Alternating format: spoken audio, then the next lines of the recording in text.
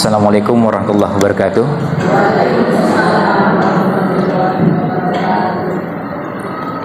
Innal hamdalillah nahmaduhu wa nasta'inuhu wa nastaghfiruh wa na'udzu billahi min syururi anfusina wa min sayyiati a'malina. May yahdihillahu fala mudhillalah wa may yudlil fala hadiyalah. Wa asyhadu an la ilaha illallah wahdahu la syarikalah wa asyhadu anna Muhammadan abduhu wa rasuluh. Allahumma sholli wa sallim ala nabiyyina Muhammad wa ala alihi wa sahbihi ajmain, amma ba'd. Bapak Ibu sekalian yang saya hormati, alhamdulillah pada kesempatan pagi ini inilah hari Senin terakhir di tahun 1444 Hijriah. Jadi kalau menurut kalender besok malam ba'da maghrib itu sudah tahun baru. Ya. Besok malam itu sudah 1 Muharram 1445 Hijriah. Maka pembahasan sirah nabawiyah kita untuk kesempatan pagi ini kita akan fokuskan pada tema yang berkaitan dengan hijrahnya Nabi Muhammad Sallallahu Alaihi Wasallam. Ini yang akan kita bahas bersama karena ini memang kebetulan momentumnya bertepatan dengan momentum tahun baru Hijriah. Tentu kita ingin merasakan bagaimana peristiwa ini sebagai peristiwa agung, ya, peristiwa penting, peristiwa besar. Bisa dibayangkan dulu para sahabat di zamannya Umar bin Khattab radhiyallahu an, mereka sampai musyawarah, rundingan, lalu memutuskan tahun Islam itu dimulai dari mana, tahun satunya. Lalu keputusannya diambil dari peristiwa hijrahnya Nabi Muhammad Sallallahu Alaihi Wasallam. Kalau peristiwa ini biasa-biasa, itu tidak mungkin jadi dasar untuk menetapkan tahun baru Islam. Seandainya peristiwanya biasa-biasa, nah berarti peristiwa tahun baru Islam ini yang dikaitkan dengan hijrah peristiwa yang penting. Karena waktu itu usulannya ada 3. Lahirnya Nabi Muhammad Sallallahu Alaihi Wasallam, yang kedua hijrah, yang ketiga wafatnya. Nah, tetapi yang dipilih adalah hijrah. Yang tiga-tiganya semuanya berhubungan dengan sosok Nabi Muhammad Sallallahu Alaihi Wasallam. Tapi kok enggak peristiwa perang Badar aja? Kan juga peristiwa penting kan? Kok enggak peristiwa Haji Wada? Kok enggak peristiwa, banyak peristiwa-peristiwa dalam sejarah hidup Nabi Sallallahu Alaihi Wasallam yang penting. Tetapi yang dipilih adalah hijrah. Berarti peristiwa hijrah ini peristiwa sangat penting. Nah, itulah yang kemudian jadi dasar kenapa kita memilih untuk membahas pembahasan di kesempatan pagi ini berkaitan dengan hijrahnya Nabi Muhammad Sallallahu Alaihi Wasallam. Sekaligus juga kita ingin menjelaskan bahwa tahun baru Islam itu dikaitkan dengan hijrah, tetapi peristiwa hijrahnya bukan di akhir tahun dan juga bukan di awal tahun.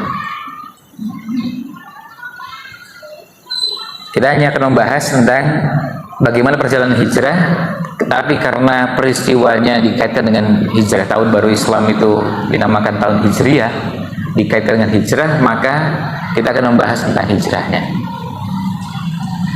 Nah, ini supaya kita selain belajar juga meluruskan pemahaman.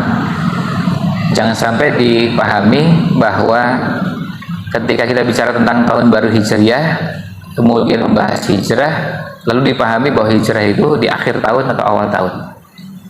Hijrahnya Nabi Muhammad SAW sama juga dengan lahirnya, sama juga dengan wafatnya, bukan di awal tahun dan juga bukan di akhir tahun. Nabi Muhammad SAW lahirnya kapan? Hari Senin, bulannya Rabiul Awal. Hijrahnya bulannya Rabiul Awal juga. Wafatnya Rabiul Awal juga.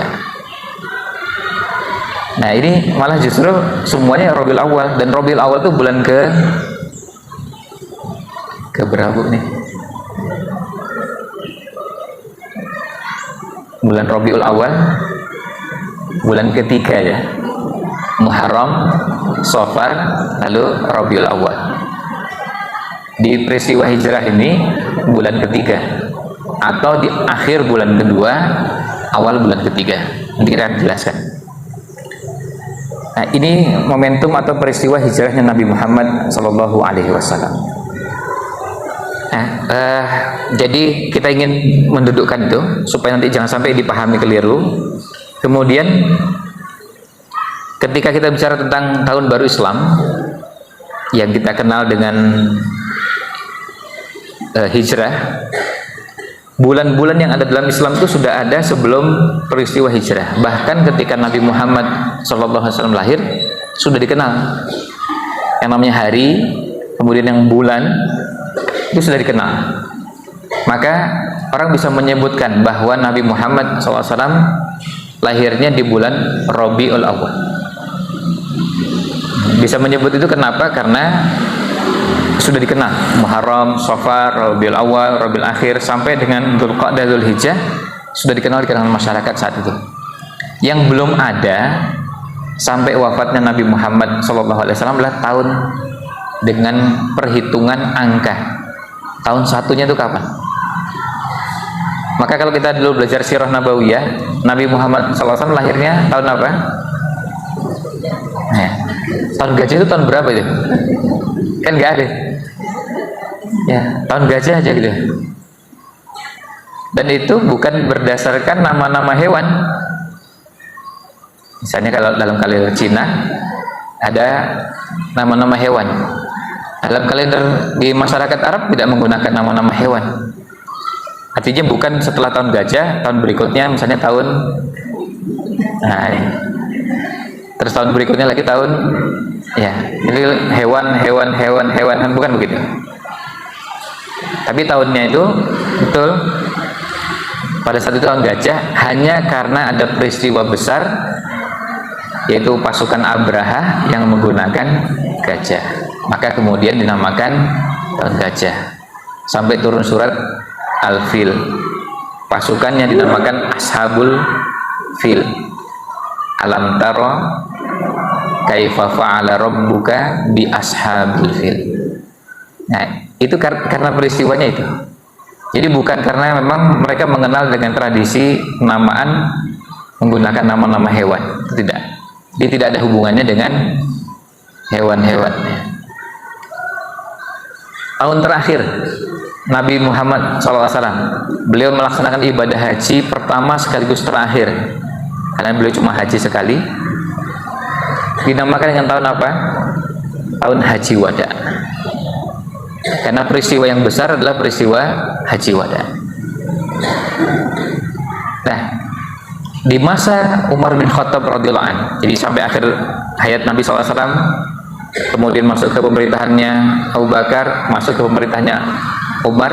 Di masa pemerintahan Umar bin Khattab, beliau ingin menata administrasi negara karena ini merepotkan. Sekarang bisa dibayangkan Bapak Ibu sekalian, kalau seandainya kita menyebut tahun itu berdasarkan peristiwa-peristiwa tadi. Misalnya kita menyebut 3 tahun yang lalu pandemi, awal pandemi. Kalau sebelum pandemi namanya apa? Kan susah deh. Masa kita bilang ya 1 tahun sebelum pandemi. Kalau cari nama-nama kan susah jadinya. 2019 nama tahunnya apa, Bu? Ya 2019 gitu. Kita sudah mengenal dengan angka ya. Itu malah enak dan mudah. Maka kalau kita menyebut ibu lahirnya tahun berapa, itu dengan mudah menyebutkannya. Lalu tanya ke ibu yang sampingnya, oh ternyata selisih 3 tahun, selisih 2 tahun. Enak kan menyebutnya begitu. Tetapi bayangkan kalau menyebutnya nama-nama yang tidak jelas urutannya. Bayangkan tahun gajah, tahun berikutnya bukan nama hewan. Kalau urut kan enak gitu. Gajah yang setelah itu yang agak kecil dari gajah, berikutnya lalu kecil lagi sampai terakhir semut gitu. Kan itu enak. Dari besar ke kecil atau dari kecil ke besar. Mulai dari serangga yang paling kecil atau hewan yang paling kecil terus tambah besar sampai terakhir gajah. Itu menghafalnya agak mudah. Tapi kalau nggak beraturan, Kan susah. Tahun ke-9 itu tahun apa? Wah, itu susah juga namanya, karena memang nggak ada namanya, atau dikenal dengan nama tertentu. Nah, itulah yang terjadi di masa Umar bin Khattab radhiyallahu an. Beliau memutuskan penetapan tahun satunya itu diambil dari peristiwa hijrahnya Nabi Muhammad Sallallahu Alaihi Wasallam. Nah, itu tahun 1. Di tahun keduanya ya setelah itu. Berarti sebelum itu dinamakan dengan tahun apa? Bisa dinamakan dengan sebelum hijrah. Misalnya kapan Khadijah wafat? Oh, Khadijah wafat 3 tahun sebelum hijrahnya Nabi Muhammad SAW, atau sekitar 2 tahun sekian bulan dari hijrahnya Nabi Muhammad SAW.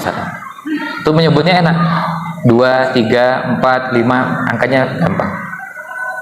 Kemudian ketika kita menyebut misalnya pernikahan Nabi SAW dengan Aisyah, kapan itu? Kalau ada angkanya kita lebih mudah menyebutkannya. Tetapi kalau tidak ada angkanya, kita akan kesulitan menyebutkannya, karena harus menggunakan nama-nama tadi. Nah, inilah yang dilakukan oleh Umar bin Khattab radhiyallahu anhu, diambil dari peristiwa hijrah. Nah, sekarang kita akan membahas tentang hijrahnya Nabi Muhammad Sallallahu Alaihi Wasallam. Jadi hijrahnya Nabi Muhammad Sallallahu Alaihi Wasallam kita akan coba bahas, tapi karena pembahasannya panjang dan kajian kita ini juga ya kalau dihitung dari sekarang kira-kira maksimal cuma 1 jam ya. Sementara yang mau dibahas dari peristiwa hijrah itu sejak menjelang hijrah, jadi persiapannya, kemudian mulai perjalanan hijrah, sembunyi di Gua Thur, lalu perjalanan dari Mekah ke Madinahnya, sampai tiba di kota Madinah saja, itu pembahasannya kalau dibahas dengan lengkap dan detail membutuhkan waktu yang panjang. Kita akan coba bahasnya, fokusnya di awal ini hanya membahas tentang peristiwa awal hijrahnya. Bisa jadi pembahasannya karena waktu yang ada mungkin baru sampai perjalanan antara Mekah ke Madinahnya, belum sampai di Madinah ya. Kenapa? Karena pembahasannya panjang. Kenapa saya sampaikan perlu kita ulas agak lengkap? Karena pembahasan yang akan kita kaji ini bisa jadi pertama karena memang sesuai dengan tema kajian kita, Sirah Nabawiyah. Dan yang kedua, bisa jadi Bapak Ibu sekalian mungkin pernah mendapatkan ulasan ini tapi sudah lama. Terakhir belajar sejarah Nabi Muhammad SAW kapan, Bu? SMA, ya udah lumayan ya Pak, SMA. Sementara SMA tahun berapa, Bu? Tahun 80 ya? Nah, tahun 80 ya. Berarti 30, wah pokoknya ya udah banyak sekali lah, hampir 40 tahun silam ya. Nah, itu pembahasannya, jadi sudah lama sekali. Bisa jadi beberapa detailnya sudah lupa. Itu yang belajar.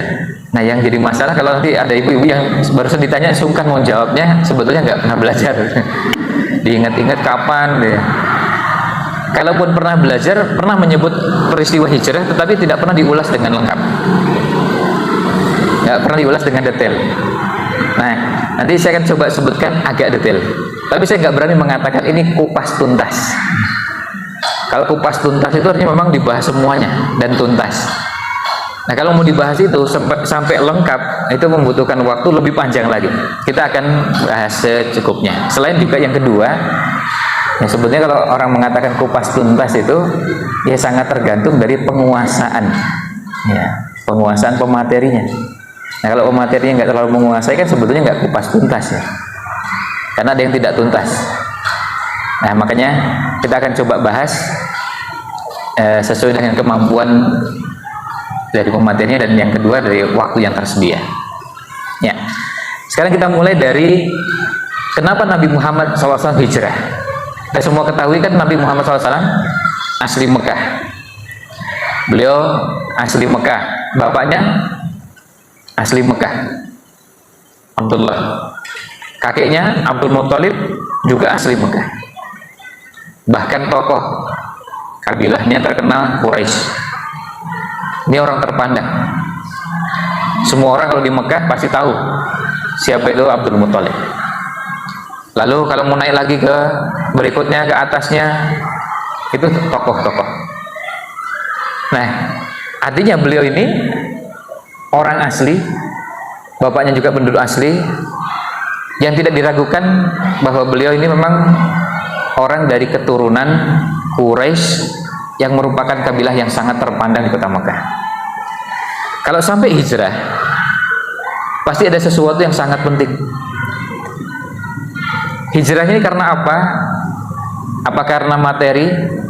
Misalnya pindah tempat kerja. Kalau sekarang orang bisa jadi pindah tempat kerja karena apa? Karena memang mencari nafkah. Di tempat yang lain ada harapan hidup yang lebih besar, penghasilan dan yang lainnya. Nabi Muhammad SAW hijrahnya bukan karena faktor ekonomi. Beliau hijrah dari Mekah ke Madinah bukan karena mau jualan atau kulaan atau mengembangkan bisnis di kota Madinah. Beliau pengusaha ya Bapak Ibu sekalian. Beliau usia 12 tahun seperti yang pernah kita bacakan dari bukunya Imam Nawawi. Usia 12 tahun bisnisnya sudah sampai, bayangkan berangkat dari Mekah sampai ke wilayah Busra. Jaraknya lebih dari 1000 km. Anak 12 tahun itu kelas berapa, Bu? Ya. Kelas 6 SD. Diajak jualannya sampai ke wilayah yang sangat jauh. Nah, beliau hijrahnya yang intinya bukan karena kepentingan ekonomi, bukan karena mau mengembangkan usaha, bukan karena mau melebarkan sayap bisnisnya. Ya, bukan karena di sana ada peluang keuntungannya lebih besar. Beliau seorang pengusaha. Ya, bukan karena itu. Bahkan kalau dihitung dari sisi ekonomi malah rugi. Kan beliau hijrah, rumahnya bisa dibawa? Nggak mungkin. Bisa dijual? Nggak bisa. Dikontrakkan? Sewakan? Nggak bisa. Kan rugi. Dan yang mengalami ini bukan cuma Nabi Muhammad SAW, tapi juga sekian banyak sahabat. Sahabat ketika hijrah, ya sudah tinggalkan rumahnya. Sekarang ibu-ibu sekalian coba menghadirkan perasaan itu. Gimana caranya? Gimana rasanya? Ibu harus meninggalkan rumah. Dan itu rumah kita, resmi. Ya kalau mau ditanya, sertifikatnya ada sertifikatnya. Ya, sertifikatnya ada. Dan ini resmi, bukan tidak resmi. Kemudian tinggal di situ sejak sekian tahun. Meninggalkan tempat seperti itu tidak mudah.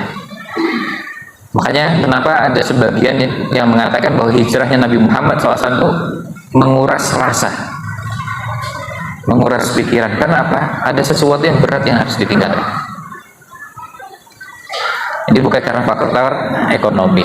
Kemudian yang kedua juga, apakah karena faktor pendidikan? Oh bukan.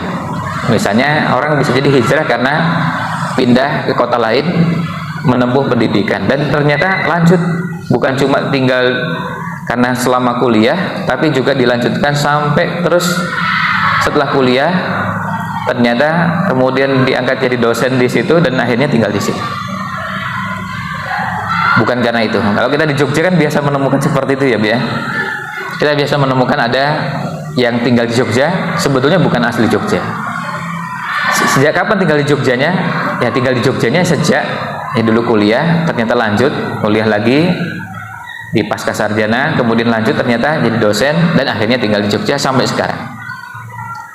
Kita bisa mendapati yang seperti itu bukan cuma 1-2 orang di Jogja ini. Ya, dengan sangat mudah kita bisa menunjuk nama-nama. Nabi Muhammad SAW bukan karena itu. Nah, beliau hijrah dari Mekah ke Madinah. Nah, ini kita persingkat. Beliau hijrah karena ada tekanan yang sangat kuat untuk menghentikan dakwah yang beliau lakukan. Bahkan sampai-sampai mereka berencana untuk melakukan pembunuhan pada Nabi Muhammad SAW. Jadi sebabnya itu. Sebabnya karena apa? Karena beliau memilih agama yang Allah sudah pilih.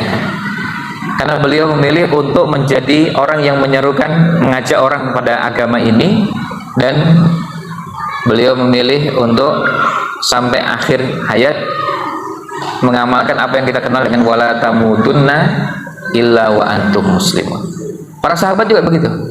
Umar bin Khattab hijrah ya karena itu. sederet nama sahabat yang begitu banyak, hijrahnya ya karena apa? Karena itu.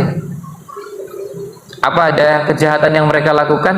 Di mata orang musyrikin kejahatannya satu, yaitu mereka beragama Islam.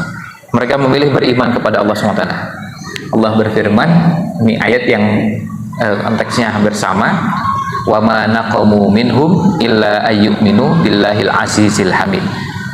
Mereka tidak membalas, mereka tidak menaruh dendam yang luar biasa sampai berencana untuk melakukan pembunuhan, melainkan karena orang-orang ini beriman kepada Allah Al-Azizil Hamid.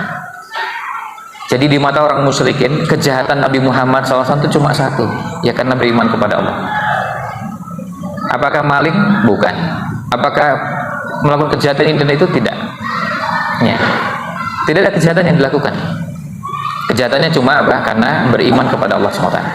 Itu di mata orang musyrikin. Umar bin Khattab itu jahat di mata orang musyrikin. Jahatnya kenapa? Karena masuk Islam.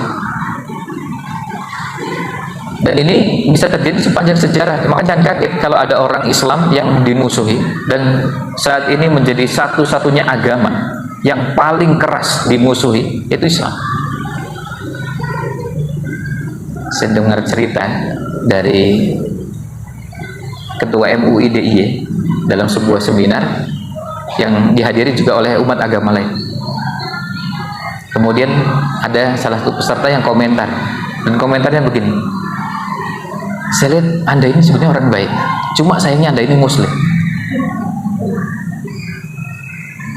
Itu ketika kita mendengar ya geleng-geleng kepala. Jadi sebetulnya jenengan ini baik, cuma karena Anda beragama Islam, jenengan karena muslimah, ya jadi nggak baik. Ya ibaratnya sama seperti ini sebetulnya airnya enak, tapi ternyata ini apa yang buat orang Islam jadi nggak baik, jadi nggak enak. Gudegnya itu enak, tapi karena yang bikin gudegnya ibu dan beragama Islam, jadi dianggap nggak enak. Yang bikin nggak enak apa? Rasanya bukan, tapi karena Islamnya. Jadi Islam dimusuhi dan bisa menjadi penyebab semua dan segala hal menjadi tidak enak, jadi tidak baik. Nah, para sahabat hijrah itu karena menyelamatkan agamanya. Ini tantangan yang beratnya luar biasa. Ini tidak mudah. Ini tidak mudah dialami oleh para sahabat. Dan banyak yang hijrah ketangkap. Ini apa? Kemudian karena yang bersangkutan kaya, lalu tanya, kalau seandainya saya hijrah dan saya berikan semua harta yang saya miliki, apa Anda berkenan untuk melepaskan saya? Jawabnya ya. Ya sudah, dengan entengnya sahabat itu melepaskan semua kekayaan, yang penting bisa hijrah. Nah, bagi sahabat menyelamatkan agama itu lebih penting daripada harta. Kalau uang bisa dicari ya. Tapi jangan diteruskan iklan yang ada di pertigaan ya. Di salah satu pertigaan itu ada tulisan uang bisa dicari, tapi kemudian kalimat berikutnya ini iklan di salah satu perusahaan keuangan ya. Nah, ini yang berkaitan dengan alasan hijrahnya. Kemudian bagaimana peristiwa hijrahnya? Nah, kita akan coba jelaskan satu persatu. Ketika itu, nah kita mulai dengan menyebutkan waktunya, tanggalnya. Harinya hari Kamis. Waktunya kira-kira seperti ini, waktu duha. Artinya matahari belum terlalu panas. Harinya Kamis, waktunya duha, tanggalnya 26 Safar. Tanggalnya 26 Safar. Safar itu bulan keberapa? Bulan kedua. Jadi 26 bulan 2. 26 Safar. Tahunnya tahun berapa? Nah, dulu belum ada. Yang kemudian nanti jadinya tahun 1 Hijriah. Dulu dinamakan dengan tahun ke-14 dari kenabian.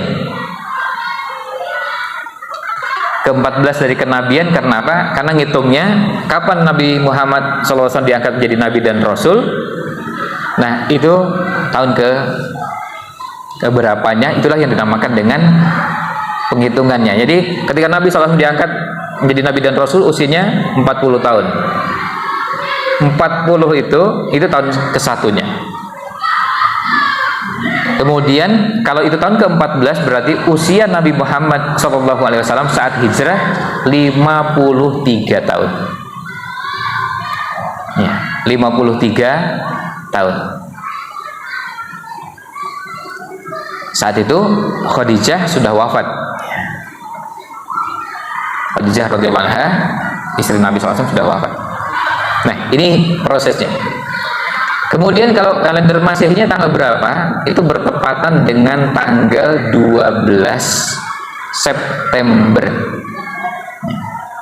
12 September tahun 622.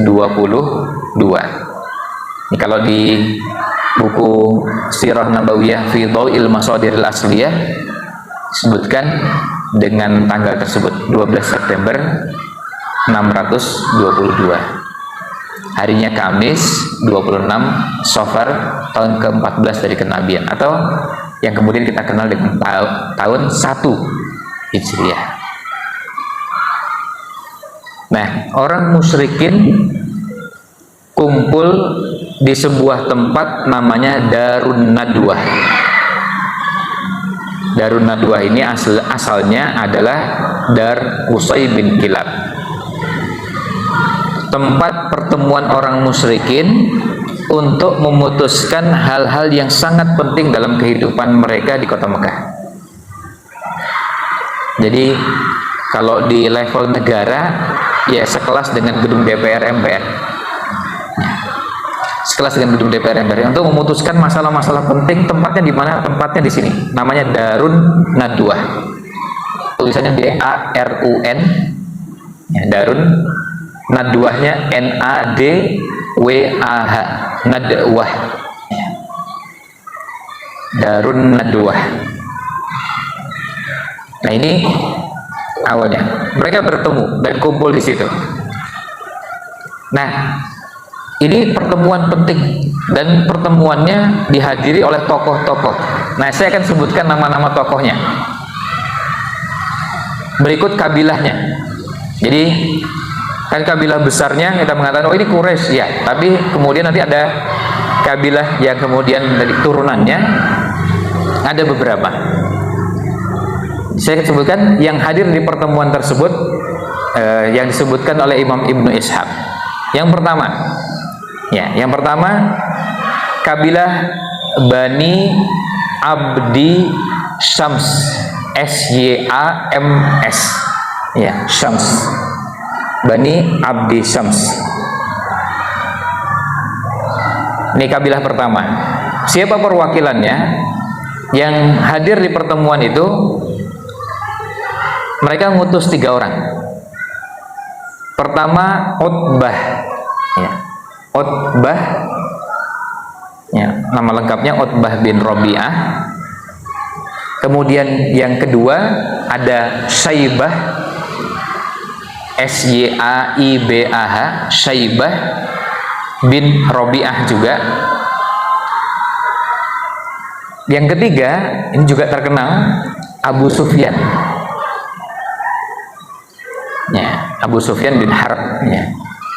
Ini yang berasal dari kabilah Bani Abdi Syams, ya, Abdi Syams. Tentu kalau penamaan ini penamaan jahiliyah, ya. Kaum muslimin tidak boleh punya nama seperti itu, karena abdi itu artinya hamba, syams itu matahari, hambanya matahari.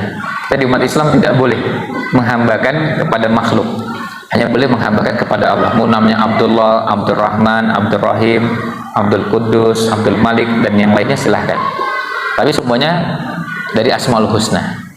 Tapi kalau menjadi hamba matahari, hamba bulan, hamba bintang, atau hamba-hamba yang lain, ya tidak boleh. Ini yang pertama. Yang kedua adalah Bani Naufal, ya, Bani Naufal, ya. Kalau lengkapnya sebenarnya Naufal bin Abdi Manaf. Nah, Bani Naufal ini siapa yang mewakili? Yang pertama ada namanya Tu'aimah, T-H-U-A-I-M-A-H, Tu'aimah, T-H-U lalu koma di atas, A-I-M-A-H, Tu'aimah, ya. Tu'aimah bin Adi kalau namakannya. Nah, nanti bisa langsung sekaligus ditandai. Tu'aimah ini yang terlibat juga ikut nanti dalam eksekusi untuk membunuh Nabi Muhammad SAW. Kita baru bicara tentang pertemuannya, tapi ini bisa langsung ditandai, termasuk yang nanti ikut membawa pedang kemudian datang mengepung rumah Nabi SAW untuk mengeksekusi dan membunuh Nabi SAW. Kemudian berikutnya masih di kabilahnya Bani Naufal ada Jubair bin Mut'im. Nah, Jubair, J-U-B-A-I-R, ya, Jubair bin Mut'imnya M-U-T-H lalu koma di atas I-M, Mut'im, ya. Jubair bin Mut'im ini dari kabilah Naufal. Dan yang ketiga dari kabilah Naufal ada yang namanya Al-Harith. Al-Harith, ya, Harith, tulisan Harith, R-H-A-R-I-T-S, ya, Harith pakai F, ya. Biasanya kalau kita kadang-kadang jadi susah Haris gitu, tapi aslinya Harith pakai F, ya. Ya, maka maaf sekaligus juga mengoreksi tadi karena kita sempat menyinggung nama Abdi Syams. Di kita ada yang juga perlu diluruskan ketika menggunakan nama Abdul Harith. Ini termasuk yang tidak dibenarkan karena Al Harith itu bukan Asmaul Husna. Al Harith nama orang. Kan kita nggak boleh menjadi hambanya selain Allah SWT. Jangankan orang biasa, hambanya Rasul aja nggak boleh kan? Misalnya Abdur Rasul, hambanya Rasul, kan nggak boleh. Kalau pengikut Rasul iya, tapi hamba bukan. Hamba kita cuma hambanya Allah SWT. Sementara Al-Harith itu nama orang. Jadi tidak boleh kalau kita menggunakan nama Abdul Harith. Kalau Harithnya boleh. Al-Harith termasuk nama yang dibenarkan, dibolehkan. Tapi kalau Abdul Harith itu nggak boleh. Nah, berikutnya itu yang kedua. Sekarang yang ketiga, Bani yang ketiga adalah Bani Abdiddar. Abdi, Baninya sama Abdi tambah huruf D di akhirnya Abdid, ya. Lalu Dar, D-A-A-R, ya, Abdiddar. Ya, kalau lengkapnya Abdiddar bin Qusay, ya. Ini dari Bani Abdiddar ini perwakilannya cuma satu, ya, cuma satu orang. Namanya ini agak sulit, ya. Tulisan Arabnya begini: alif lam nun dot dan ro. Tulisan Latinnya alif lam A-L atau A-N, ya, maaf, A-N N-A-B-L-R, ya, Naber, ya. N-A-B-L-R, ya, Naber, ya, An-Naber, ya, karena dotnya sukun, ro-nya juga sukun, ya. Ini termasuk yang kalau orang Indonesia agak susah mengucapkannya. Nama lengkapnya sebenarnya An-Nadhr bin Al-Harith. Nah, ini juga bisa ditandai. Ini termasuk yang ikut pertemuan, tapi juga nanti ikut sekaligus datang mengepung rumah Nabi SAW membawa pedang, ikut mengeksekusi. Jadi dari semua nanti kita jelaskan dari nama-nama yang disebutkan ini, ada yang ikut pertemuan tapi nggak ikut dalam eksekusinya. Tapi ada yang ikut di pertemuan sekaligus juga mewakili kabilahnya ikut dalam eksekusi untuk membunuh Nabi Muhammad SAW. Jadi ada yang, ya, kalau bicara dosa, dosanya lengkap gitu ya.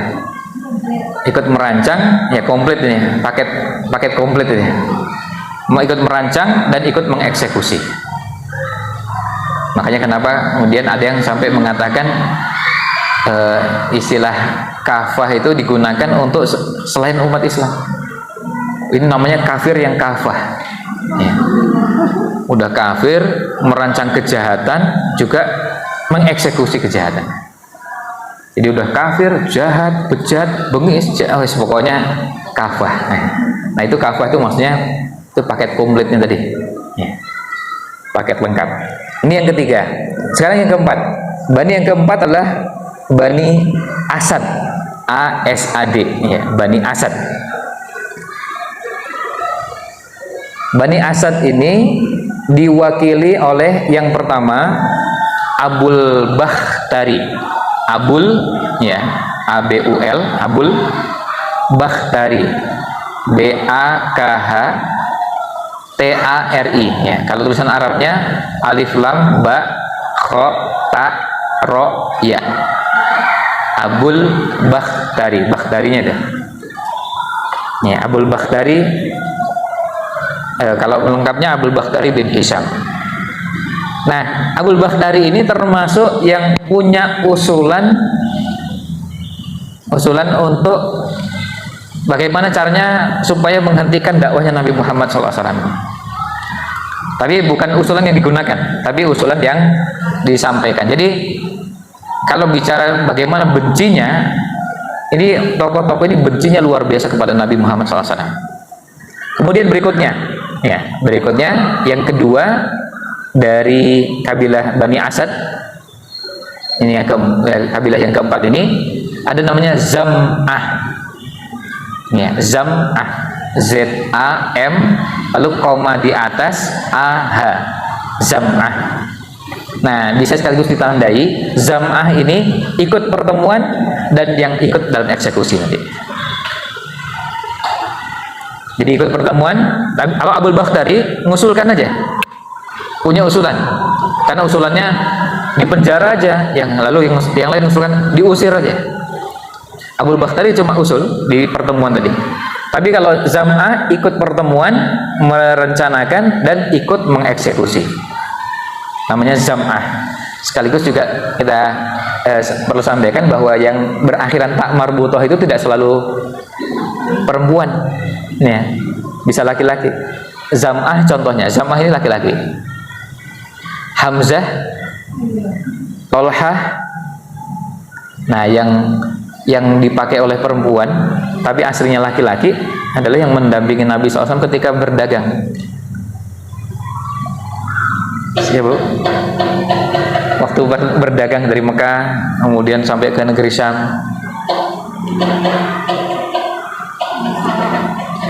Maisarah, ya. Maisarah itu laki-laki, Bu. Jadi bukan perempuan, ya. Masuk Nabi SAW jalan berduaan, itu perjalanan sampai 1000 km duaan di perjalanan. Bukan, ini laki-laki. Ya, ini laki-laki. Jadi ini bukan perempuan. Maisarah itu laki-laki. Kalau kebetulan di kita nama perempuan, ya. Ya. Bahkan untuk meyakinkan itu perempuan, tambah istitin depannya. Untuk betul-betul meyakinkan bahwa itu perempuan, ya. Ya, tapi maaf, ini aslinya namanya laki-laki. Maka di buku-buku sirah nabawiyah yang berbahasa Arab selalu domirnya, kata gantinya itu huwa. Huwa itu kata ganti untuk laki-laki. Kalau perempuan hiya. Nah, kalau ini kata gantinya jelas huwa. Dan itu tidak mungkin, ya, buku yang jumlahnya begitu banyak salah semua. Karena memang dengan jelas bahwa itu laki-laki. Nah, ini maaf keluar sedikit, tapi sekaligus juga biar jadi pengetahuan supaya nanti nggak keliru, ya, kalau memberi nama, karena aslinya dulu itu nama laki-laki, ya. Kalau kebetulan sekarang jadi nama perempuan di kita, ya itu masalah lain. Jadi kita ingin tetap temanya masih berhubungan dengan sirah. Berikutnya yang ketiga dari kabilah keempat ini, kabilahnya Bani Asad. Nah, yang ikut dalam pertemuan juga adalah Hakim bin Hizam. Ya, Hakim bin Hizam. Hakim bin Hizam ini ikut dalam pertemuan. Ya, Hakim, itu nama Hakim udah populer ya. Ini ikut. Sekarang masuk kabilah yang kelima. Kabilah yang kelima, kabilahnya namanya Bani Makhzum. Nah, Bani Makhzum. Dari Bani Makhzum ini cukup satu, tapi nggak tanggung-tanggung. Yang turun langsung adalah Fir'aunnya umat ini, yaitu siapa? Abu Jahal. Abu Jahal. Jadi cukup satu, tapi levelnya sekelas Fir'aun. Likulli ummatin Fir'aun. Setiap umat itu ada Fir'aunnya, dan Fir'aunnya umat ini adalah Abu Jahal. Nah, Abu Jahal ikut di pertemuan. Nah, yang perlu dicatat adalah bahwa ini perlu ditandai, nanti usulan yang diterima, usulan sampai membunuh itu adalah usulannya Abu Jahal ini.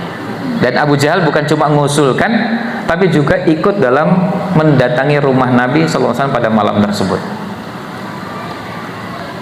Jadi ya kebayang ya, bencinya pada Nabi Muhammad SAW dan jahatnya luar biasa, yang namanya Abu Jahal.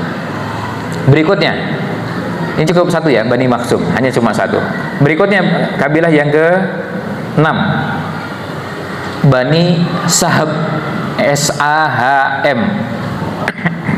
Sama seperti nulis saham, tapi A yang kedua dihapus jadi Sahem, S-A-H-M. Bani Sahab. Nah, Bani Sahab ini yang diutus 2 orang adik kakak. Yang pertama namanya Nubaih, ya, N-U-B-A-I-H, Nubaih. Ya. Kemudian yang kedua Munabbih. Yang satu Nubaih, N-U-B-A-I-H, yang kedua Munabbih, M-U-N-A-B-B-I-H, Munabbih. Ya. Dua-duanya putra dari Al-Hajjaj. Jadi Nubaih bin Al-Hajjaj, Nubaih bin Al-Hajjaj. Ini adik kakak. Ya. Yang terakhir, ini yang disebutkan oleh Imam Ibnu Ishaq, yang mewakili dalam pertemuan tersebut adalah dari Bani sebelum lanjut, 2 tadi, Nubaih bin Al-Hajjaj dan Munabbih bin Al-Hajjaj, selain ikut pertemuan tapi juga ikut dalam eksekusi. Dua-duanya ikut. Maka bisa langsung ditandai dua-duanya ikut dalam eksekusi Nabi Muhammad SAW. Artinya berencana untuk mengeksekusi pada malam tersebut. Paginya ikut rapat, malamnya ikut bawa pedang untuk mengeksekusi. Kemudian yang terakhir, yang ke-7 yang disebutkan oleh Imam Ibnu Ishaq, kabilah berikutnya adalah Bani Jumah, J-U-M-A-H, Bani Jumah. Nah, dari Bani Jumah ini siapa yang hadir? Ada Umayyah bin Khalaf. Nah, ini juga terkenal, Umayyah bin Khalaf. Ibu, Bapak Ibu pernah dengar Bani Umayyah? Nah, itu ya, dari sini. Jadi turunannya. Dan kita mengenal ada dalam sejarah, oh ada Bani Umayyah, kemudian Bani Abbas. Ya. Nah, Umayyah ini Umayyah bin Khalaf. Nah, sekaligus bisa ditandai Umayyah ini ikut dalam pertemuan merencanakan dan ikut dalam malam untuk datang ke rumah Nabi Muhammad SAW dan berencana untuk mengeksekusi. Nah, mohon maaf ini agak panjang saya menyebut nama-nama ini karena mungkin bisa jadi di banyak buku tidak disebutkan detail nama-nama ini. Penting untuk kita ketahui nama-nama ini karena nanti berhubungan dengan peristiwa sebelum dan sesudahnya, yang kalau kita bicara tentang sejarah Nabi Muhammad SAW, nama-nama ini akan berulang di peristiwa apa, di peristiwa sebelumnya atau di peristiwa sesudahnya. Misalnya di Perang Badar, nama-nama ini juga akan muncul. Karena ini apa? Ini tokoh-tokoh semua. Kalau kita mau menghafal nama-nama terlalu banyak, nggak mungkin kita hafal semuanya. Tapi paling tidak tokoh-tokohnya yang kita sebutkan. Nah, lalu mereka pertemuan. Sekarang kita masuk ke apa yang dibahas. Tadi nama-namanya. Ketika waktu itu dibahas, semuanya sepakat bahwa mereka merasa kehadiran Nabi Muhammad SAW itu menjadi ancaman bagi mereka. Jadi mereka merasa gimana caranya bisa menghentikan dakwahnya Nabi Muhammad SAW. Karena mereka merasa ini ancaman. Islam sebagai ancaman, Nabi Muhammad SAW itu sebagai ancaman. Gimana caranya? Maka harus dihentikan. Ini nggak bisa didiamkan. Maka mereka kumpul. Nah, ketika mereka kumpul dengan perwakilan orang-orang Quraisy ini, sudah kumpul, sebelum nanti saya lanjut ke di dalam diskusinya, lalu ada orang tua, ya, ada orang tua sudah sepuh datang ke pertemuan di Darun Nadwah tadi. Kalau kabilah-kabilah tadi sudah saling kenal, mereka orang Mekah semua, jadi nggak ada yang kaget ketika misalnya datang, oh ini perwakilan Bani Jumah, kemudian dilihat tokohnya, oh iya sudah kenal, Umayyah bin Khalaf. Oh, ini Bani Abdi Syams, begitu yang muncul, oh iya sudah kenal. Tiba-tiba ada orang tua nggak dikenal, ada orang sudah sepuh, udah tua, nggak dikenal, terus kemudian datang. Lalu mereka tanya, mana Syekh? Siapa jenengan ini Syekh? Orang tua ini ditanya, kemudian dijawab, Syekhun min Najd. Saya ini orang tua dari Najd. Najd itu wilayahnya kalau sekarang kira-kira ya di dekat Riyadh atau Qasim, ya. Nah itu Najd. Nah, kemudian pertemuan di tempat tersebut, lalu orang ini kan karena asing ditanya, cuma disampaikan saya ini kabilah dari seorang orang tua dari Najd. Kami atau saya mendengar bahwa kalian berkumpul di waktu yang sudah disepakati untuk membicarakan tentang orang ini. Siapa tahu saya bisa hadir dan memberikan pendapat serta nasihat, karena merasa orang tua, ya. Akhirnya kemudian mereka bilang, ya nggak apa-apa, boleh diterima. Ini nggak lazim, biasanya kalau orang asing kan nggak bisa, pertemuan terbatas begitu tiba-tiba masuk gitu. Nah, terus kemudian mulailah diskusi. Yang satu mengusulkan, gimana kalau usulannya menghentikan dakwahnya Nabi Muhammad SAW dengan cara Muhammad ini kita usir aja dari kota Mekah, biar kita nggak lihat, dan setelah itu kita tenang. Karena kalau sudah di luar kota Mekah bukan urusan kita, pokoknya yang jelas sudah diusir, nggak bisa balik ke kota Mekah. Nah, orang tua ini ngasih saran, menurut saya kurang bagus itu. Tentu maksudnya saran yang jelek ya, menurut saya kurang bagus. Muhammad ini orang yang punya kemampuan mempengaruhi orang lain. Orang bisa terpengaruh dengan kata-katanya, orang bisa tersentuh hatinya. Kalau sampai keluar dari kota Mekah ternyata ada orang-orang yang terpengaruh, malah membuat kekuatan, bisa menjadi ancaman bagi kota Mekah. Sarana, oh iya ya, betul juga. Akhirnya usulan itu ditolak. Usulan kedua, kita tangkap aja, ditangkap, diikat, kemudian dikurung, kalau bahasa kita sekarang dipenjara, dan dibiarkan sampai apa dia, biar sampai mati aja. Terus orang tua ini mengatakan, oh ini menurut pendapat saya ini nggak cocok. Kalau dibiarkan, kalau seperti ini, nanti pengikutnya akan datang geruduk ke tempat tadi, dan kita harus berhadap-hadapan. Ini susah, dan kemudian keluarga besarnya juga begitu. Ini tidak mudah kalau mau menggunakan usulan ini. Maka menurut saya ini kurang pas. Ternyata ditolak. Nah, kemudian yang punya usul berikutnya adalah Abu Jahal, yang tadi dijuluki Fir'aunnya umat ini. Abu Jahal itu ketika mengusulkan sampai bilang begini, saya punya usulan yang mungkin kalian tidak bayangkan. Jadi kita bisa bayangkan ya, kalau ini orang jahat, pertemuannya pertemuan jahat, berarti usulannya paling jahat. Bukan usulan jahat lagi, ini paling jahat yang kalian tidak bayangkan. Ternyata betul usulannya kita bunuh, tapi caranya masing-masing kabilah ini harus mengutus orang, kemudian semuanya bawa pedang, dan nanti kita bunuh bareng-bareng. Supaya apa? Supaya nanti keluarga Bani Abdi Manaf, keluarganya Nabi Muhammad SAW, kalau minta balas, minta hukum kisos nggak bisa. Karena apa? Kalau nyawa dibayar nyawa, kalau satu dengan satu itu bisa. Kalau semua nggak mungkin. Kan kalau nyawa dibayar nyawa itu kalau yang membunuh satu, yang dibunuh satu itu bisa. Tapi kalau yang membunuh semua, Bani Abdi Manaf nggak mungkin. Mau membunuh siapa nih? Membalasnya. Akhirnya kata Abu Jahal, mereka pasti akan beralih ke yang berikutnya. Yang kedua yaitu apa? Bayar tebusan. Tebusannya apa? Senilai 100 ekor unta. Jadi mereka juga sudah siapkan. Kalau perlu 100 ekor disiapkan.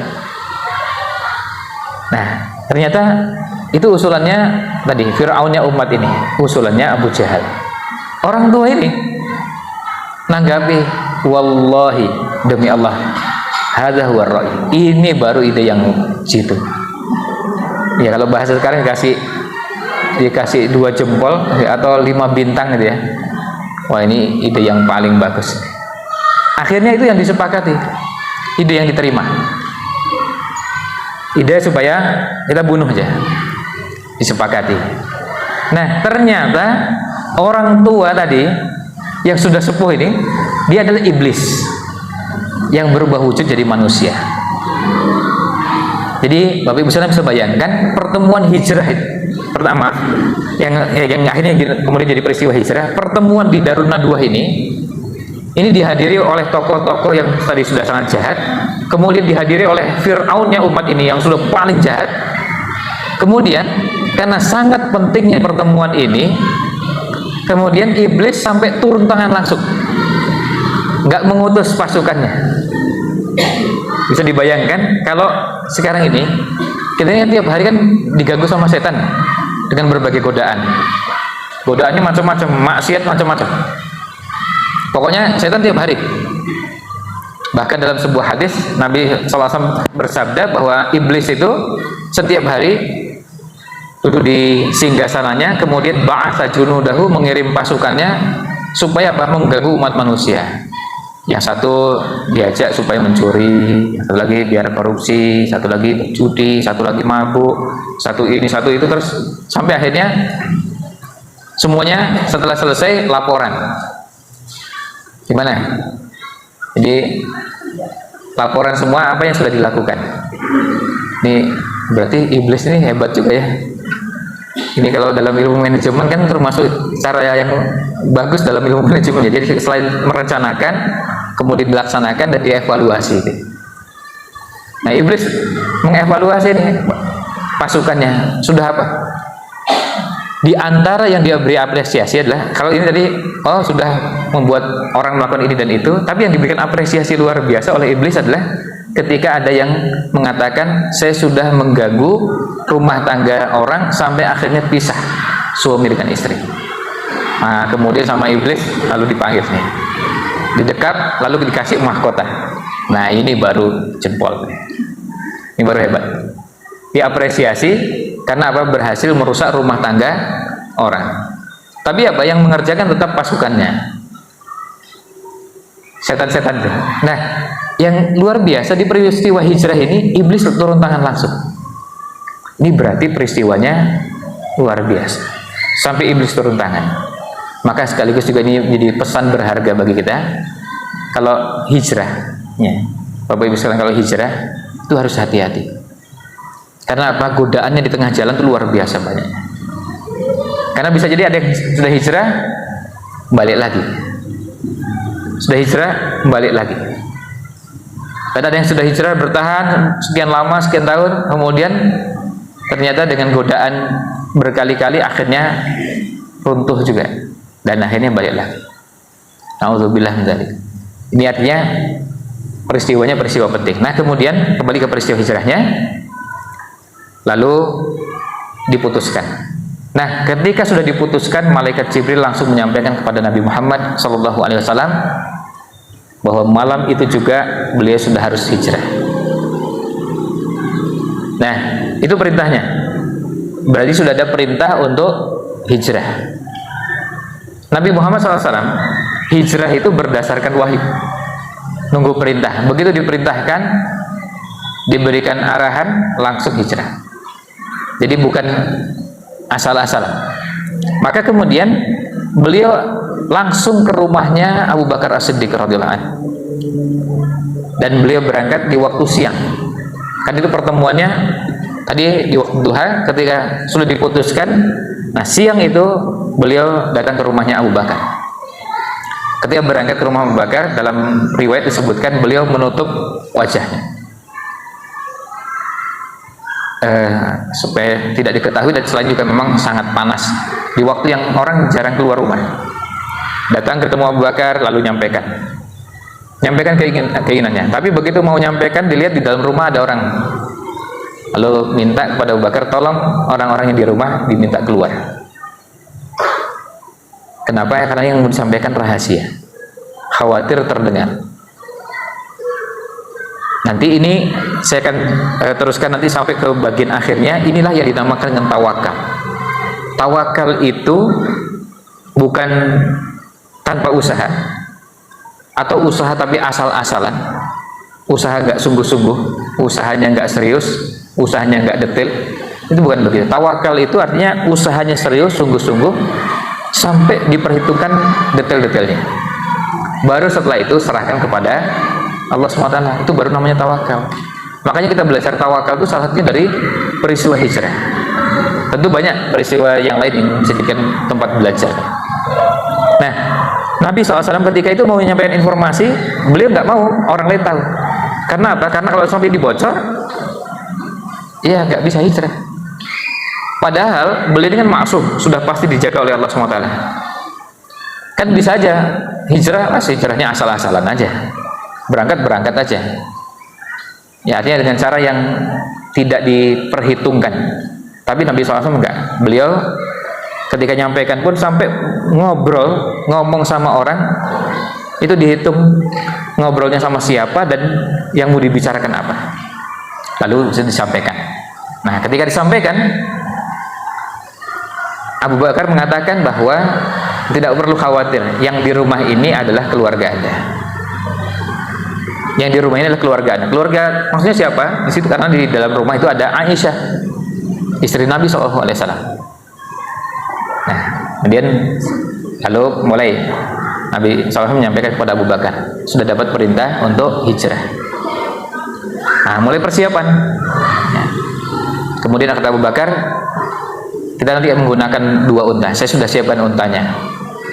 Nabi SAW menyatakan, ya, kita pakai unta itu, tapi saya bayar harganya. Jadi Nabi SAW nggak mau menerima pemberian. Ya, pemberian dari Abu Bakar, beliau mau unta itu dibeli dengan harganya. Artinya harga yang memang sesuai. Nah, lalu setelah itu masing-masing mengatur. Nabi SAW setelah pulang dari rumahnya Abu Bakar, menunjuk Ali bin Abi Thalib yang juga masih muda. Ali bin Abi Thalib yang usianya masih muda, ditugaskan untuk apa? Untuk tidur di tempat tidurnya Nabi Muhammad SAW pada malam itu, menggunakan selimut yang digunakan oleh Nabi SAW. Kemudian diminta untuk mengantarkan barang-barang titipan yang ada di rumah Rasul SAW, punya orang-orang. Karena apa? Karena saat itu nggak ada yang namanya bank, berangkas, itu nggak ada. Terus gimana caranya? Ya nitip sama orang yang bisa dipercaya. Al-Amin itu siapa yang bisa dipercaya? Nabi Muhammad SAW. Nah, Ali sudah ditugaskan itu. Lalu Abu Bakar mengatur. Yang diatur siapa?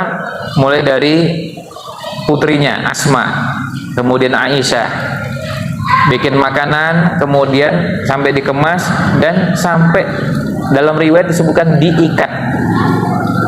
Waktu mau ngikat, Asma itu cari tali nggak ketemu. Kemudian wanita saat itu biasa ada ikat pinggang, tapi ikat pinggangnya dari kain gitu, cuma diikat begitu. Kan karena cari tali nggak ada, oh ini ada ikat untuk pinggangnya, nah, dilepas saja, dilepas kemudian dibelah menjadi 2. Dibelah menjadi 2. Kemudian yang satu untuk mengikat makanan Rasul SAW, yang satu lagi tetap digunakan untuk untuk pinggangnya. Maka dijuluki Dzatun Nitaqaini. wanita yang punya 2 ikat pinggang, ya, 2 pengikat, maksudnya satu di perutnya, satu lagi digunakan untuk ikat makanannya Nabi Shallallahu Alaihi Wasallam. Kenapa perlu ikat? Karena bawanya nggak mudah. Bisa dibayangkan bawanya itu naik ke atas gunung yang tingginya luar biasa. Ini gunung yang tinggi, dan jangan dibayangkan seperti sekarang. Kalau sekarang orang bisa naik ke gunung itu kemudian turun lagi dengan kondisi yang sekarang ini sudah sebagian ada tangga-tangganya. Jangan dibayangkan itu sekarang. Dulu nggak ada, dan tingginya luar biasa. Nah, kemudian di atas lalu ada gua, dan guanya itu bukan pintu gua begini, tapi pintu guanya itu di bawah gini, kemudian baru masuk gitu. Nah, kemudian itu Asma dengan Aisyah menyiapkan makanan. Yang ngantarkan makanan siapa? Abdullah. Abdullah ditugaskan bagian ngantar makanan. Tapi Abdullah ini anak yang cerdas. Ketika siang hari menjadi informan untuk cari informasi, orang bicarakan Nabi Muhammad SAW, bicarakan ayahnya apa, bagaimana, ya ikut serawung dengan masyarakat saat itu, kumpul-kumpul ikut. Tapi kalau pas waktunya sudah menjelang malam, naik ke atas sampai kira-kira tengah malam, terus kemudian pulang pagi sudah di rumah. Jadi orang tidak merasa ini pergi. Nah, kemudian siapa lagi yang ditugaskan? Ada pembantunya namanya Amir bin Fuhairah. Amir bin Fuhairah ini ditugaskan untuk apa? Membawa kambing-kambing yang dibawa naik ke atas Gua Thur, tempat sembunyinya Nabi Muhammad SAW dan Abu Bakar. Tujuannya apa? Bawa naik itu kambing, salah satunya untuk mengelabui. Tapi sebelum itu bisa dimanfaatkan apa yang beliau bawa. Beliau bawa apa? Kambing. Maka bisa diperah susunya untuk minum. Jadi minum susu kambingnya. Nah, akhirnya Abu Bakar dengan Nabi SAW bisa setiap hari minum. Kemudian Abdullah turun. Nah, kemudian Amir bin Fuhairah juga turun. Salah satunya supaya nanti jejak kakinya yang terlihat, ya, ada jejak kaki orang, tapi juga ada kambing. Ketika orang mau curiga, lihat, oh ini paling kakinya penggembalanya. Kan cuma begitu. Karena dilihat, oh, kambingnya banyak, artinya jejak kambingnya kok banyak daripada kaki orangnya. Dan itu juga lalu bisa jadi jejak kakinya menjadi hilang karena, atau bisa berkurang karena jejak kaki kambing tadi. Nah, ini yang ditugaskan. Kemudian Nabi SAW dan Abu Bakar juga menyewa penunjuk jalan yang ahli seluk-beluk padang pasir. Tujuannya untuk apa? Tujuannya untuk mencari jalan yang tidak biasa dilalui oleh orang yang berangkat dari Mekah ke Madinah. Perlu diingat, Nabi Muhammad SAW bukan orang yang belum pernah keluar kota Mekah. Tadi 12 tahun saja sudah jalannya sampai lebih dari 1000 km. Arahnya juga ke arah Madinah, bahkan melewati kota Madinah sampai ke negeri Syam. Kok pakai penunjuk jalan? Itu untuk menunjukkan bahwa beliau itu persiapan dan teliti, hati-hati. Karena apa? Karena mau menggunakan jalan yang tidak biasa dilalui oleh orang yang berangkat dari Mekah ke Madinah. Beliau tahu persis, beliau posisinya DPO, orang yang dicari-cari. Kalau orang dicari, itu nggak mungkin pakai jalan biasa. Kalau pakai jalan biasa langsung tertangkap. Itu pun beliau ketika malam itu keluar dari rumah, beliau langsung sembunyi di gua yang namanya Gua Thur. Sebagian mengucapnya Gua Thaur, ya. T-S-U-R atau T-S-A-U-R, Thaur atau Thur. Nah, gua itu letaknya kira-kira di barat daya, jadi agak jadi ke arah selatan kota Mekah. Sementara Madinah itu di utara. Itu namanya mengecok. Karena apa? Karena ketika orang musyrikin tidak mendapati Nabi SAW di rumahnya, lalu nggak dapat di sekitar Mekah, apa yang mereka lakukan? Mereka akan pasti ngejarnya ke utara karena mau hijrah ke Madinah. Nah, tapi Nabi SAW sembunyi di Gua Sur selama berapa hari? 3 hari. Sembunyinya 3 hari, tanggal 26 sampai dengan tanggal 1 Rabiul Awal. 1 Rabiul Awal beliau berangkat dari Mekah menuju ke Madinah. Tiba di Kuba tanggal 8 Rabiul Awal. Tinggal beberapa waktu di Kuba, kemudian masuk ke kota Madinah tanggal 12 Rabiul Awal.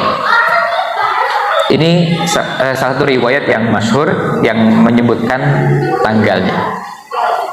Nah, kemudian itu yang sudah direncanakan. Pada malam itu Nabi SAW keluar dari rumah, kemudian bersembunyi di Gua Sur. Orang-orang musyrikin yang sudah mengepung nunggu, sampai ketika nunggu lama kok nggak keluar juga, ya nggak terlihat ada gerakan. Terus dilihat ada orang tidur masuk ke dalam rumah, tentunya masuk tanpa izin ya. Dan mereka bayangkan orangnya datang untuk membunuh ya. Artinya yang dibawa pedang, kemudian entah celurit, golok dan semacamnya. Jadi bawa pedang yang sangat tajam. Kemudian ketika masuk, lihat ternyata yang ada Ali bin Abi Thalib. Marahnya luar biasa.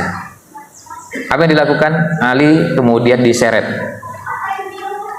dibawa ke Ka'bah, diinterogasi. Jadi, dan jangan dibayangkan interogasinya diajak duduk baik-baik, kasih minum gitu. Nggak mungkin ini. Nah, pasti ya marah-marah, kemudian bisa jadi mungkin ada dikit-dikit lah pukulan ya. Nah, yang jelas kondisinya orang marahnya luar biasa karena ternyata bukan Nabi Muhammad SAW yang tidur di situ. Ali bin Abi Thalib ketika ditanya nggak bisa jawab. Nah, ini pentingnya yang tadi kita sampaikan, bahwa Nabi Muhammad SAW ketika memberikan informasi tidak menyampaikan informasi detail. Bahwa nanti saya akan kemana, dengan siapa, besok gimana, enggak. Ali kan cuma ditugaskan apa? Tugaskan tidur, yang kedua ngantar barang-barang. Sudah. Dikasih tahu? Enggak dikasih tahu.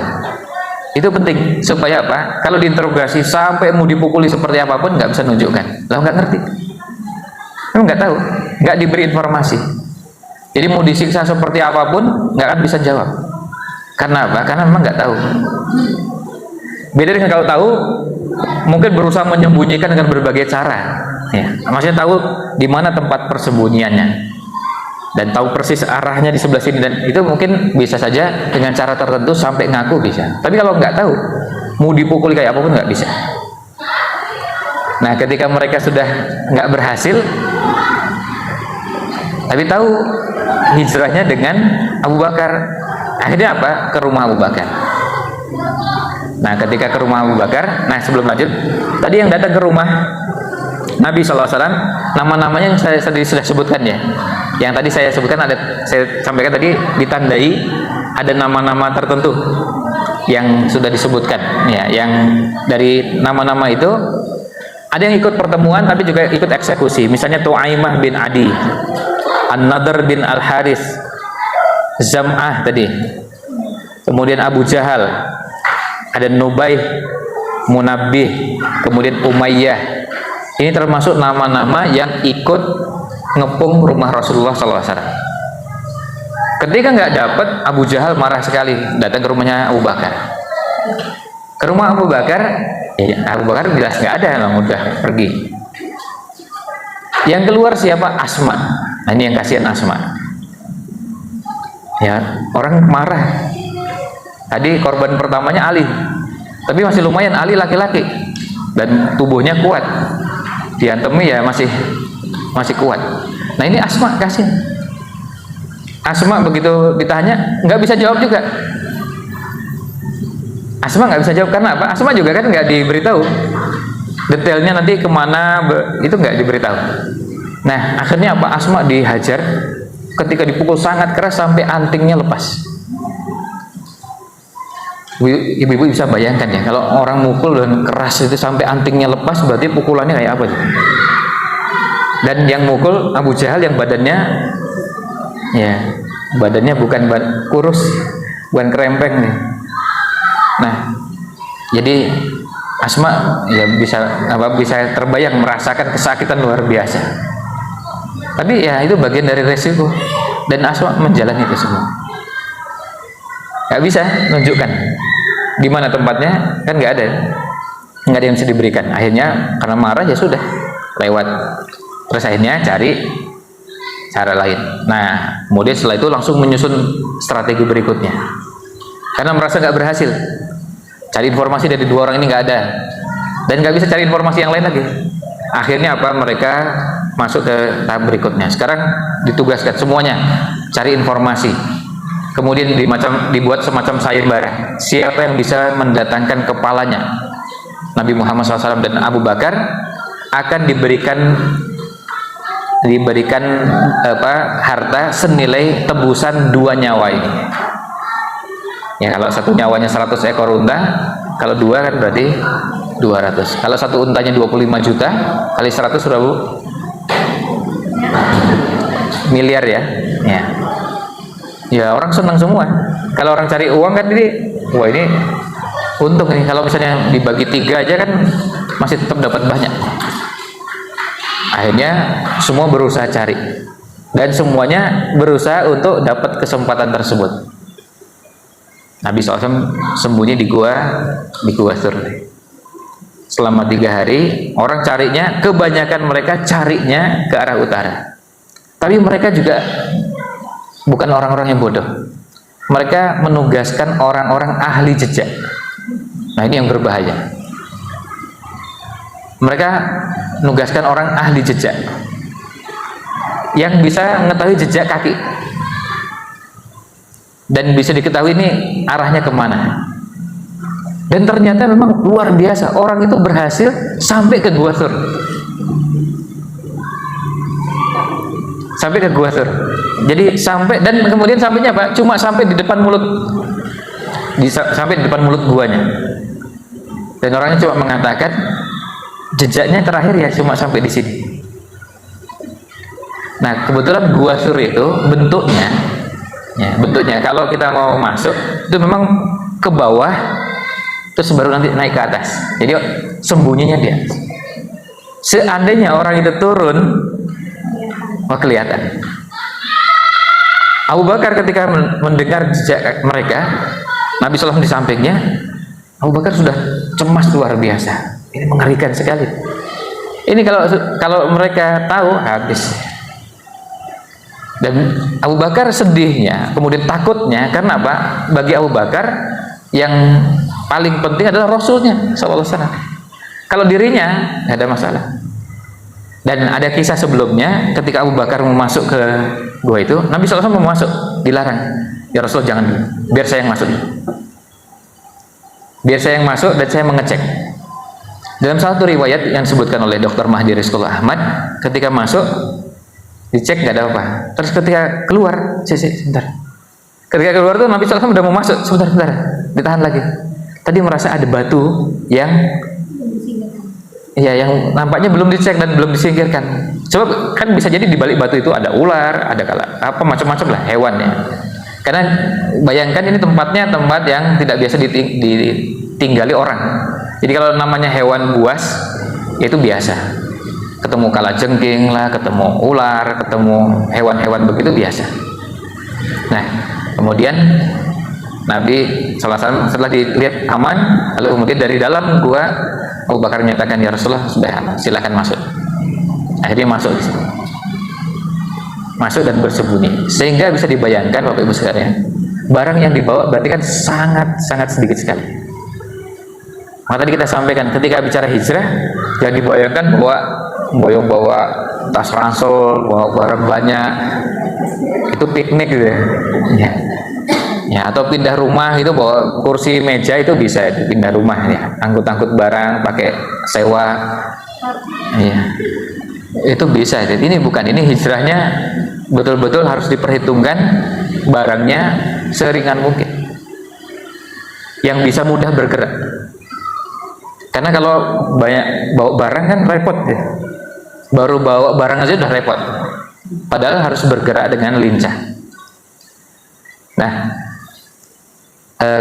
kemudian Abu Bakar tadi memastikan itu aman, baru Rasulullah SAW dipersilahkan. Pernah ketika Nabi SAW sedang tidur, Abu Bakar di sampingnya. Abu Bakar kemudian menahan sakit karena ada kalajengking yang menggigit. Lu kesakitan, tapi beliau nggak berani bergerak apapun, khawatir mengganggu tidurnya Rasul Shallallahu Alaihi Wasallam. Persis seperti kalau ibu-ibu berada di sampingnya putra atau putrinya, kan kalau mau bergerak pun kan pelan-pelan itu, jangan ada suara, jangan ada, kalau ada gerakan ya gerakannya pelan sekali. Karena nanti kalau bunyi sedikit bangun. Kenapa Abu Bakar lakukan itu? Karena beliau sangat hormat, sangat takzim kepada Nabi Shallallahu Alaihi Wasallam. Dan ketika bangun, Nabi SAW tanya, kenapa? Kenapa kok nggak bangun saja dan kemudian bergerak untuk membunuh kalajengking itu? Artinya Abu Bakar bisa. Abu Bakar cuma khawatir Nabi SAW bangun. Jadi lebih memilih, nggak apa-apa, saya digigit.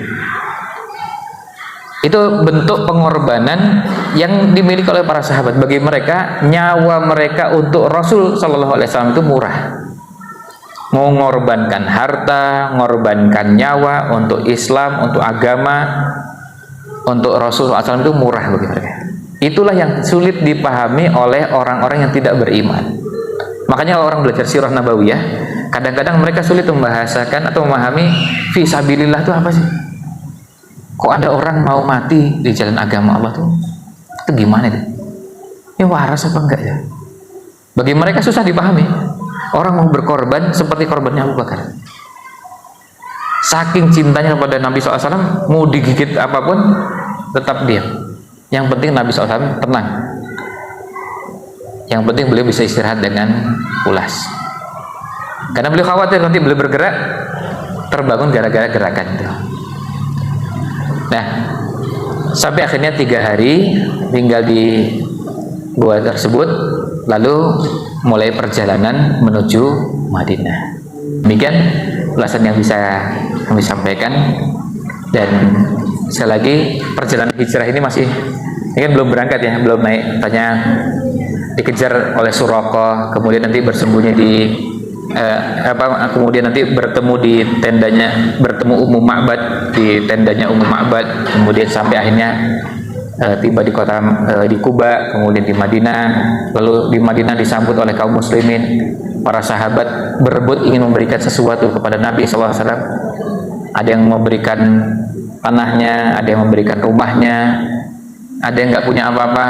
Anas bin Malik, ya, ibunya nggak punya apa-apa, cuma punya anak. Terus bawa anaknya, kemudian menyampaikan, ya Rasulullah, izinkan anak saya untuk berkhidmat pada Anda. Karena mereka ingin memberikan sesuatu yang mereka miliki kepada orang yang paling mereka kagumi, mereka hormati, itu Nabi Muhammad SAW. Ya, baru berangkat dan ini baru keluar rumah baru 3 hari, ya, belum mulai perjalanan ke Mekah, ke Madinah. Tapi mudah-mudahan tahun ini bisa menjadi wawasan untuk kita semua. Demikian yang bisa kami sampaikan, mudah-mudahan ada manfaat. Mohon maaf jika kurang berkenan. Wallahu a'lam. Sallallahu alaihi wasallam ala Nabi Muhammad wa ala alihi wa sahbihi ajmain.